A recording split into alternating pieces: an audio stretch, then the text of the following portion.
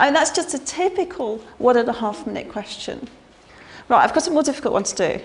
The Chartered Financial Analyst qualification is a major goal for many MSc students, which is why Lancaster's Department of Accounting and Finance is committed to provide additional training for their students to help them pass the crucial Level 1 CFA exam and ensure they have a competitive advantage when they're looking to enter the job market. Could you calculate for me the operating cash flow and the investing and financing cash flows?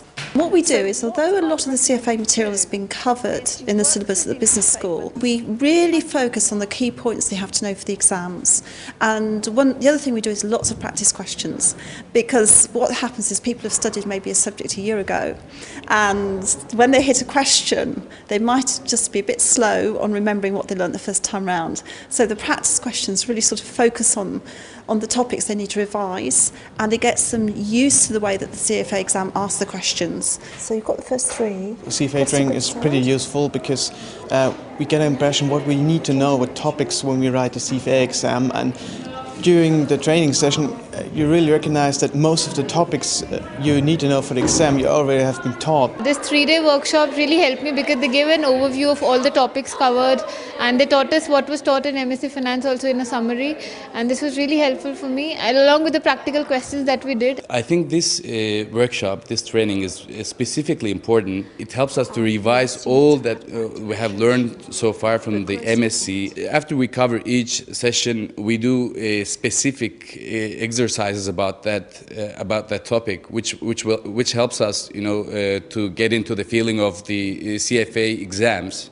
This training is very helpful for me in terms of both like getting an insight what CFA program is, and also like knowing in depth what I'm going to do after my CFA. And one of the problems that you will have as professionals is that you will be living in a world where what is considered ethical by society is not necessarily the same as what is considered acceptable practice by your organisation, the Chartered Financial Analysts.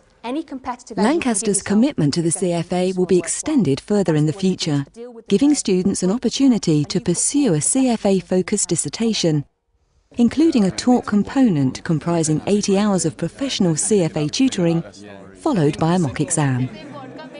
And with full programme partner status with the CFA Institute, a Lancaster MSc will be even more valued by major financial institutions in the city and worldwide.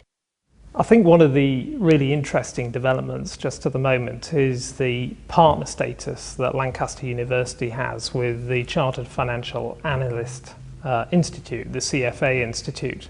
And I think that's particularly good for undergraduates when looking at a university course, because what it does is very much prepare you for the next stage in your studies. It takes you and gives you a foot up from what you were doing at university straight into your post-university qualification. And I think the mock exam that's part of that partnership, and I think also the dissertation that needs to be done, are very relevant in terms of that next stage, and would prepare candidates very well for wanting to go forward with the CFA. I think it's a really exciting development that Lancaster has partnered with the CFA Institute. For any Masters in Finance student, the CFA would be a very good natural next step to go into. The CFA is clearly very valued within the financial sector. A number of banks require some of their staff to do CFA programs. So I think if you are one step ahead in the process, that would definitely help your career prospects.